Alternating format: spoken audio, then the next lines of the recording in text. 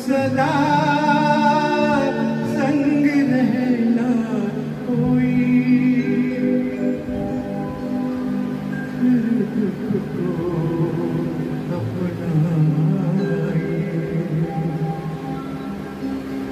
के जाए तो दुख ना हो।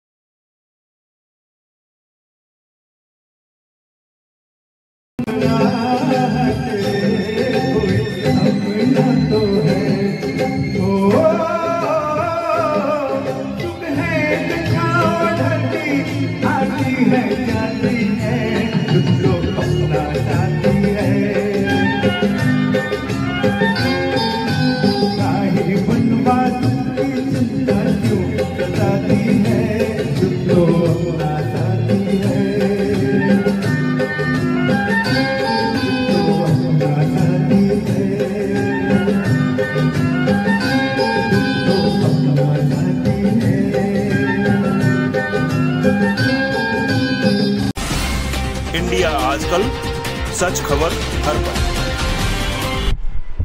जी भाईजान, तो हम थे फिल्म जो रफ़ी साहब पर आप बना रहे हैं उस पर तैयारियां आपकी जोर शोर से चल रही हैं और जाहिद भाई एज ए प्रोड्यूसर आप उसमें। जाहिद भाई प्रोड्यूसर है एज ए, और उनके लिए काफ़ी गाने बना चुका हूँ मैं और अभी भी बना रहा हूँ क्योंकि अभी उनकी थोड़ी तबीयत नासाज है और हिम्मत उन्होंने दी है कि बोले छोड़ो जान दो, लोगों से भरोसा मत करो। और मैं भी चाहता हूँ कि हम ऊपर वाले पे भरोसा है, ऊपर वाला जो चाहेगा वो होगा। तो इसलिए हम लोग ने रफ़ी साहब की फिल्म बनाने का निर्णय ले लिए और कुछ कहानी ऐसी है कि कहानी को स्टोरी बनाने की ज़रूरत ही नहीं है क्योंकि हकीकत कहानी है, लोगों के सामने है, उसी को हमको पेश करना है। और पेश कैसा करना है कि हमको ये नहीं करना है कि अच्छी अच्छी चीज़ें लेके बताना है, हमको ये बताना है कि उनका बचपन कैसे गुजरा था, बचपन से जवानी कहाँ आई और कहाँ बॉम्बे में किस हिसाब से कैसे स्ट्रगल से आए। रफ़ी साहब भी स्ट्रगल से ही आए बॉम्बे। और रफ़ी साहब केएल सहगल साहब लेके आए, सहगल साहब के ही गाने गाते थे वो। हाँ, क्योंकि हर कोई गाना देखो अगर इस लाइन में आना है सहगल, और देखो कोई भी चीज़ सीखना हो तो उसके लिए उस्ताद बहुत ज़रूरी होता था। जब उस्ताद सिखाता तो उस्ताद के नक्शो कदम पे चलते हम, गुरुजी के नक्शो कदम पे चलना पड़ता है, उसके बाद फिर हम हमारी चीज़ें निकालते हैं। तो इस हिसाब से वो जब आए और आके जब गाने गाए तो गाने कैसे कोरस में गाए, तो कोरस में एक अलग आवाज़ आती थी, अरे ये आवाज़ बहुत अच्छी लग रही है, वो ढूंढ के फिर वो आवाज़ को आगे किए तो ये रफ़ी साहब आए। तो ये रफ़ी साहब इस तरह से बने तो पिक्चर में पूरा बताना है। अच्छा, रफ़ी साहब एक ऐसी शख्सियत है, उन्होंने भजन भी गाए, उन्होंने गज़ल भी गाए, उन्होंने फिल्म के लिए भी गाए, उन्होंने मंदिर में भी गाए, उन्होंने कहाँ कहाँ गाने नहीं गाए हैं। एक कुदरत की देन थी, ऊपर वाले की एक देन थी ये। ऊपर वाले ने बताया कि मैं क्या चीज़ पैदा कर सकता हूँ, क्या दिखा सकता हूँ, ऊपर वाले ने दिखाया। और जब रफ़ी साहब चले गए दुनिया से, वो एक शख्स चले गए तो वो रफ़ी साहब किस में बिखर गए, हज़ारों लोग में बिखर गए। हम बोलते हैं ना कि रफ़ी साहब का वो गाना अगर हम सुनने जाते हैं, अरे कैसा गाते हो, कुछ रफ़ी साहब की आवाज़ है किसी के नीचे से लगती है तो लगता है हाँ ये रफ़ी साहब है। अच्छा, एक उनका एक गाना हो जाए क्योंकि अभी 15 अगस्त आने वाला है, एक दो दिन में ही, तो क्योंकि इवेंट आप बहुत करते हैं तो आप उनके गाने गाते रहते होंगे। आज़ादी का भी कोई गाते होंगे, भजन भी गाते होंगे, जैसी फरमाइश आती होगी वैसे गाते होंगे। हर टाइप के गाने गाता हूँ उनके, हर टाइप के। एक जो है उनका आज़ादी वाला कोई गाना, आज़ादी वाला तो अपना जैसे कि गाने तो उनके काफ़ी है और मुझे जो अच्छा लगता है जैसे हाँ, कर चले हम फिदा जानो तन साथियों, अब तुम्हारे हवाले वतन साथियों, कर चले हम फिदा जानो तन साथियों, अब तुम्हारे हवाले वतन साथियों। ये बहुत अच्छा गाना गाए थे।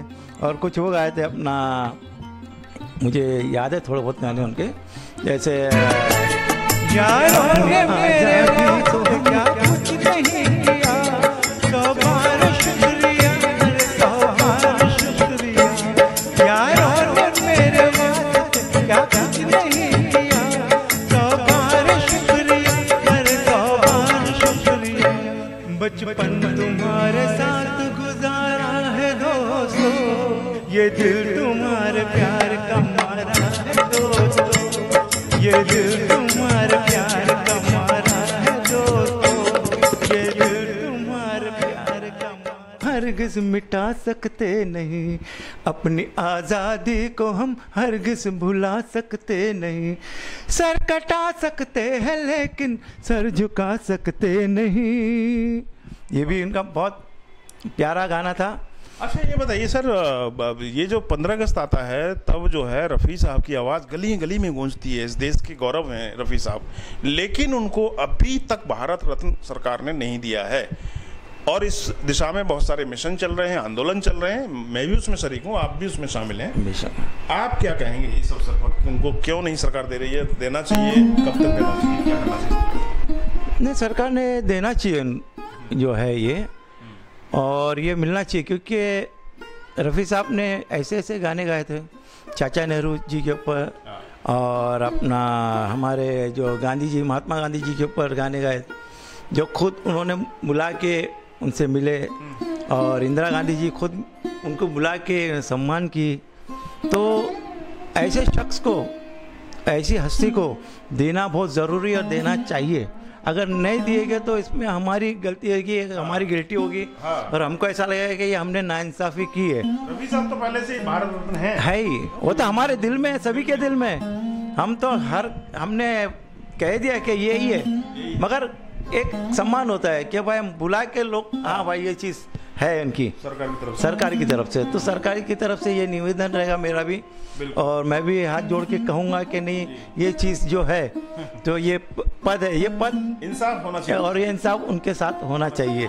वो है नहीं है इसमें कोई शक नहीं है, मगर उनकी कहते हैं ना कि ऊपर वाला ये कहता है कि है, आत्मा है, रूह है, क्योंकि उनकी रूह को और आत्मा को या उनकी रूह को शांति मिले, हम सब यही चाहते हैं ना।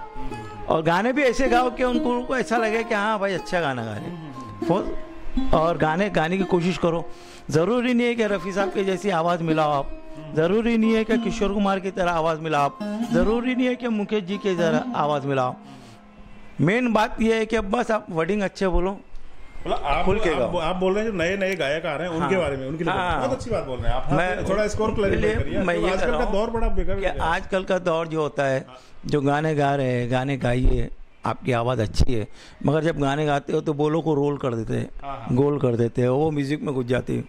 म्यूज़िक में समझ में नहीं आता, क्या वो 10 बार इसको रिवाइंड करना पड़ता है, उसको वापस लेकर आना पड़ता है। अरे क्या बोल के गया, बोला तो बहुत प्यारा, क्या बोला, जब ध्यान से सुनते थे हाँ ये बोला, अच्छा लगा।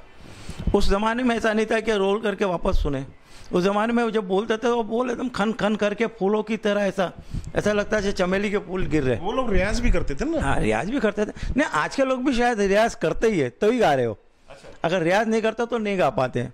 हाँ, कुछ लोग हैं क्या, बस यार गाना तो मेरा खून में है, गाना खून में है, गाना खून में क्या, खून में हमारा खून पूरा हमारे बाप का ही है, हमारे वालिद साहब का है, तो हमारे वालिद साहब की जैसी शक्ल दिखना चाहिए, उनके जैसा नहीं होता है, क्योंकि उसको करना पड़ता है, उसको निभाना पड़ता है। अगर उसको जब तक क्या करोगे नहीं, निभाओगे नहीं होगा काम ये। तो इसलिए अगर रफ़ी साहब की आवाज़ जो गूंजती है हर जगह, वो दिल पे लगती है, इसलिए लोगों को अच्छा लगता है, तो रफ़ी साहब की आवाज़ सुनते हैं लोग। और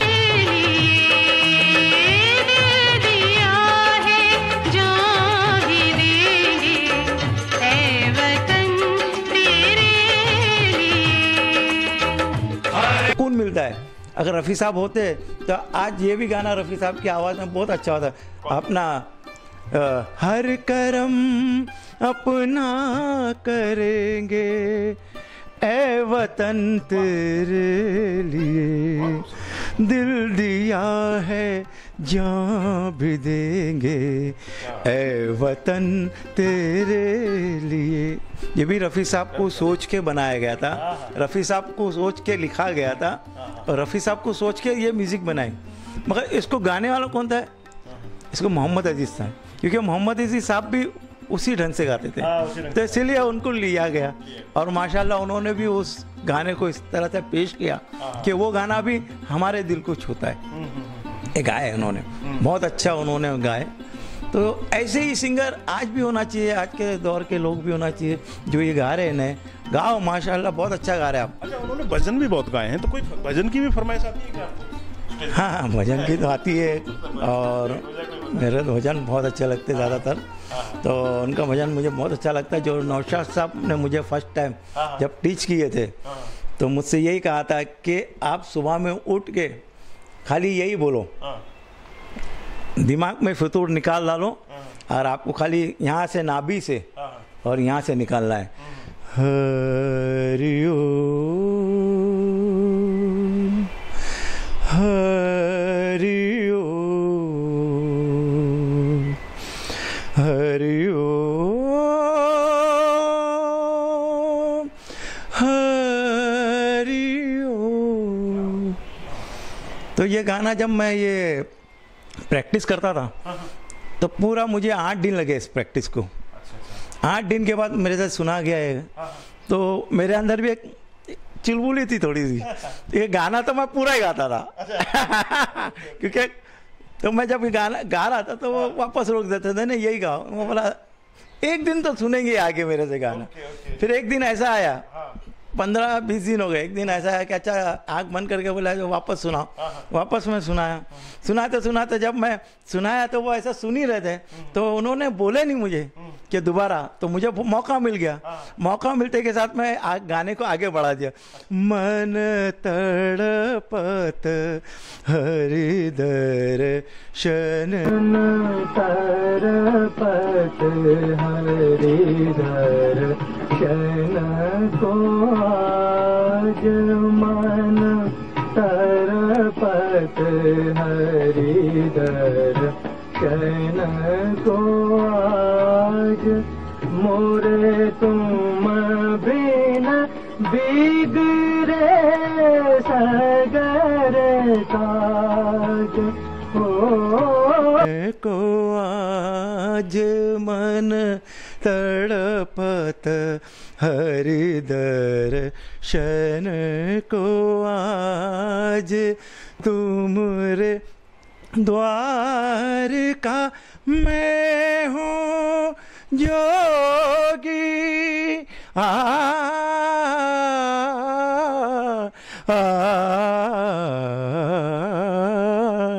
तुमरे द्वार का मैं हूँ जोगी, हमरी और नजर कब होगी। सुन मोरे व्याकुल मन की बात, मन तड़पत हरि दर्शन को आज। साजिद भाई, ये जो बहुत ही स्लो और लो पिच के गाने हैं जो आप गाते हैं, रफी साहब ने भी गाए, इसको गाना बड़ा डिफिकल्ट बताया जाता है, बहुत डिफिकल्ट होता है। तो ये ऐसा क्या होता है क्या? नहीं, डिफ़िकल्ट तो होता ही है गाना ये, हाँ बहुत डिफ़िकल्ट होता है। और जब गाते हैं ना उस गाने को तो लोगों को ये लगता है कि बहुत आसान है, ये तो मैं भी गा लूँगा। मगर जब वो गाने बैठता है तो उसको मालूम पड़ता है कि ये नोट क्या है इसका नोट कहाँ जा रहा है और कौन सा नोट सॉफ्ट हो रहा है। तो उसके लिए बहुत मेन होता है फीलिंग्स, ट्रेनिंग, फीलिंग। जो भी भजन आप गा रहे हो या गाना गा रहे हो या गाना चाह रहे हो तो उस म्यूज़िक डायरेक्टर को आप थोड़ी सी रिक्वेस्ट कीजिए कि मुझे 1-2 दिन का टाइम दीजिए। 2 दिन आप घर में बैठ के, एक रूम में बैठ के, या रिहर्सल रूम होता है आपका, उसमें बैठ के ध्यान लगा के 2 दिन उस गाने को प्रैक्टिस कीजिए अच्छे से। तीसरे दिन उस गाने को आप गाओ तो वो गाने की लाइफ बढ़ जाती है। वो गाना आपका ज़िंदगी भर चलता रहेगा, जैसे रफ़ी साहब का आज तक के चलता आ रहा है। 43 ईयर हो गए, आज तक के गाने क्यों चल रहे हैं? क्योंकि उस गाने पे मेहनत की जा रही। एक ज़माना ये था कि लोगों के पास गाने की मेहनत नहीं होती थी, गाना चलता था, गाना ख़त्म हो गया, आया गया आया। हमने अभी बीच में भी सुना था, एक गाना आया था, पाकिस्तान से आए थे, हवा हवा ओ हवा खुशबू उड़ा दे, वो ऐसा उड़ गया, आया नहीं आया वापस। कौन से? वापस रफ़ी साहब, किशोर कुमार, ये मुकेश जी, इनके गाने, लता जी, इनके गाने, सबके गाने आ रहे। तो इनके गाने जो एक मतलब इतने लंबे समय तक इनके चलने का कारण क्या ये भी है कि ये कहीं कहीं क्लासिकल बेस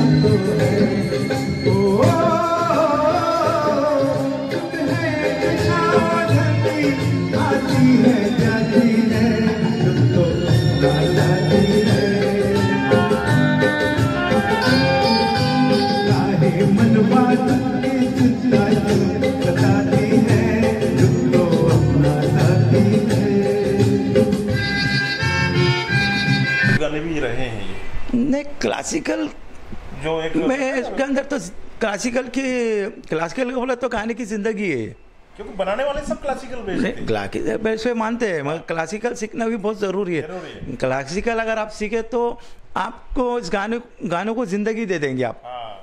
गाना जिंदे रहेंगे। इसमें तालीम का कितना योगदान है और रियाज का कितना योगदान है किसी भी चीज को गाने को हिट होने में? तालीम का तो योगदान तो बहुत है और रियाज का तो योगदान तो चलता ही रहेगा। लता जी आज तक के भी जाते जाते भी रियाज करके गए। उन्होंने ये नहीं देखा जब उनके गाने भी थोड़े बंद हो गए तो मगर उनका रियाज बंद नहीं हुआ, रियाज चालू रहता था। रियाज ऐसी एक ऐसी चीज़ है जैसे एक रोज़मर्रा का एक पानी पीना, हमको जहाँ प्यास लगी पानी पिया, जहाँ खाना खा लिया, तो रियाज भी एक ऐसी आदत डाल दो आपके, सुबह में उठे या प्रार्थना करे या नमाज पढ़े, नमाज के बाद आपके गाना आपका एक सरगम चालू हो जाए। हाँ, प्रैक्टिस बहुत ज़रूरी है और प्रैक्टिस खाली किसी की और पूरी सरगम की करो आप। सारे गा रे ग म ग म प म प ध प ध नि ध नि सा नि ध नि ध प ध प म ग ग रे सा आरो अब्रो करो, ये मन का द बेस्ट मेरा बोलने मतलब। और गाना फीलिंग्स के गाओ आप, गाना फीलिंग्स के गाएंगे तो बहुत अच्छा रहेगा। क्योंकि हमने अपना राजेश रोशन के जो पिताजी है, मैंने रफ़ी साहब को जाके दिया था कि इसमें एक मुखड़ा एक अपना अंतरा आपका है और ये गाना 10 दिन के बाद है। तो रफ़ी साहब ने सीडी कैसेट ले ली थी, सुन ली थी, अच्छी बातें करके चले गए थे। तो उसमें किशोर कुमार भी और लता जी भी थे।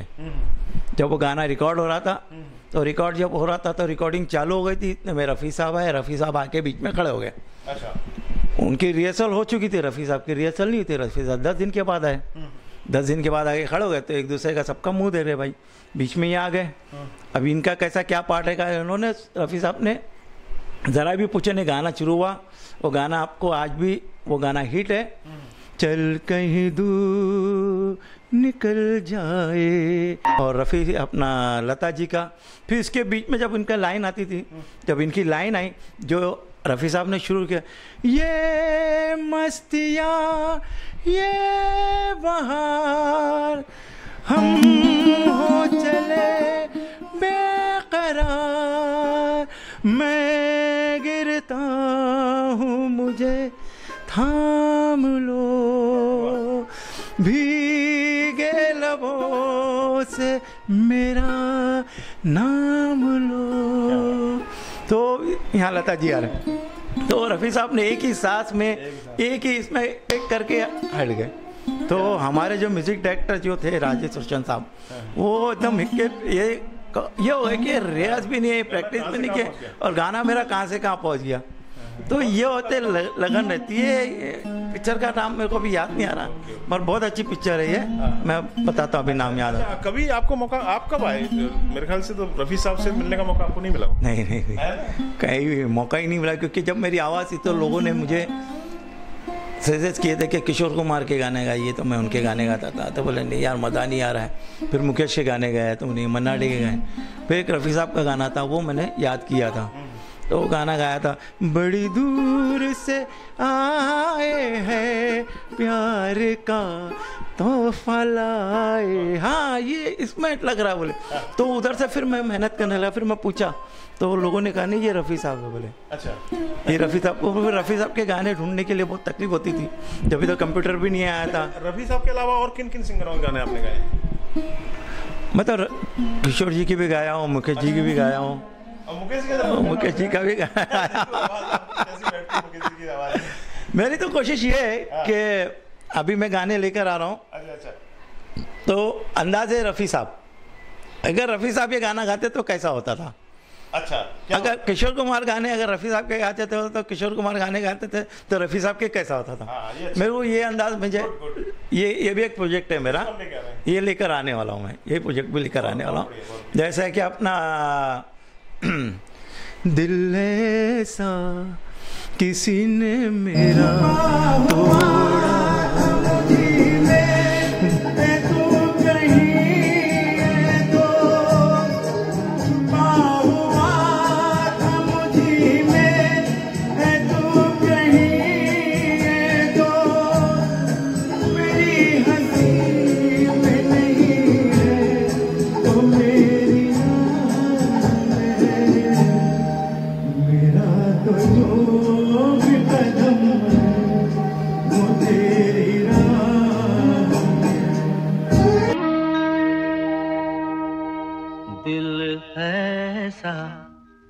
किसी ने मेरा तोड़ा, बर्बादी की तरफ ऐसा मोड़ा, दिल ऐसा किसी ने मेरा तोड़ा, बर्बादी की तरफ ऐसा बर्बादी की तरफ ऐसा मोड़ा, एक भले मानुष को अमानुष बना के छोड़ा, दिल ऐसा किसी ने मेरा तोड़ा, बर्बादी की तरफ ऐसा मोड़ा।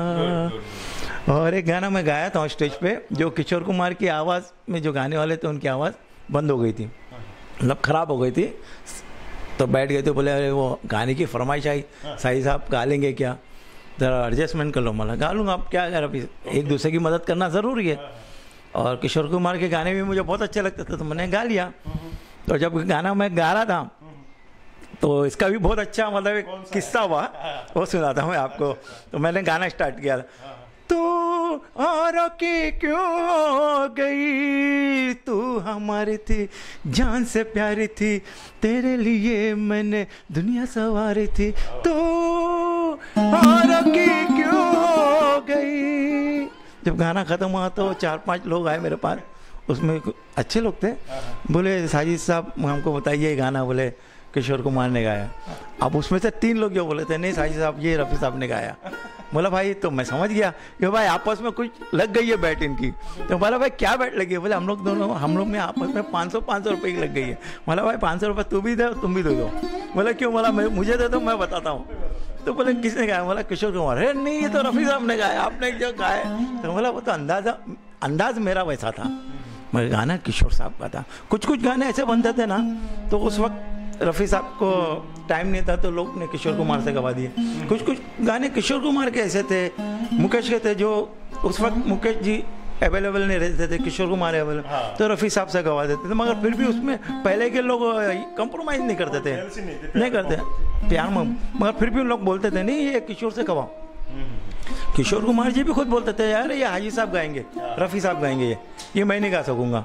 तो ये सब चीज़ें पहले थी, अब नहीं। अब तो क्या बोले पैसा है, अच्छा पूरे गाने मैं दे दो, पैकेट डीलिंग में मैं गा लूँगा। हाँ बस मुझे 10 लाख रुपए दे दो, पूरे गाने में गा लूँगा।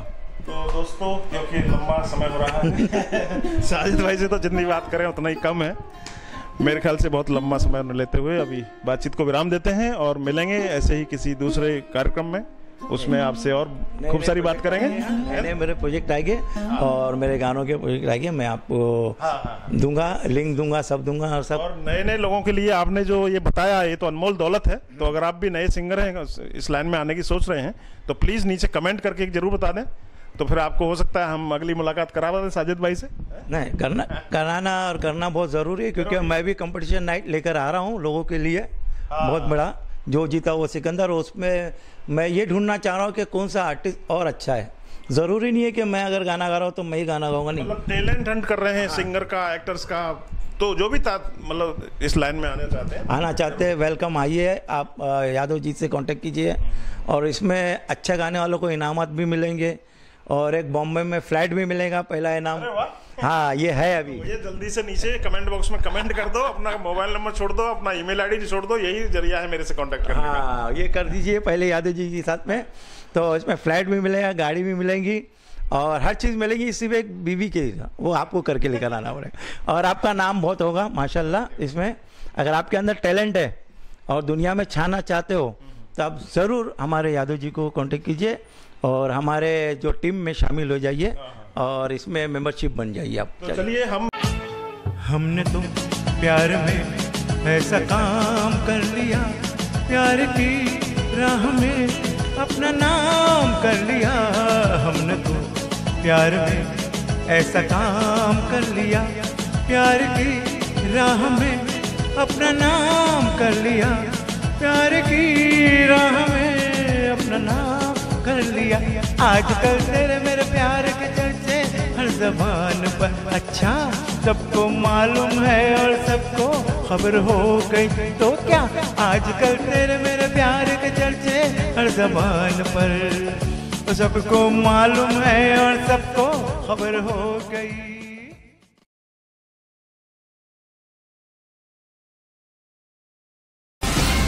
इंडिया आजकल, सच खबर हर पल।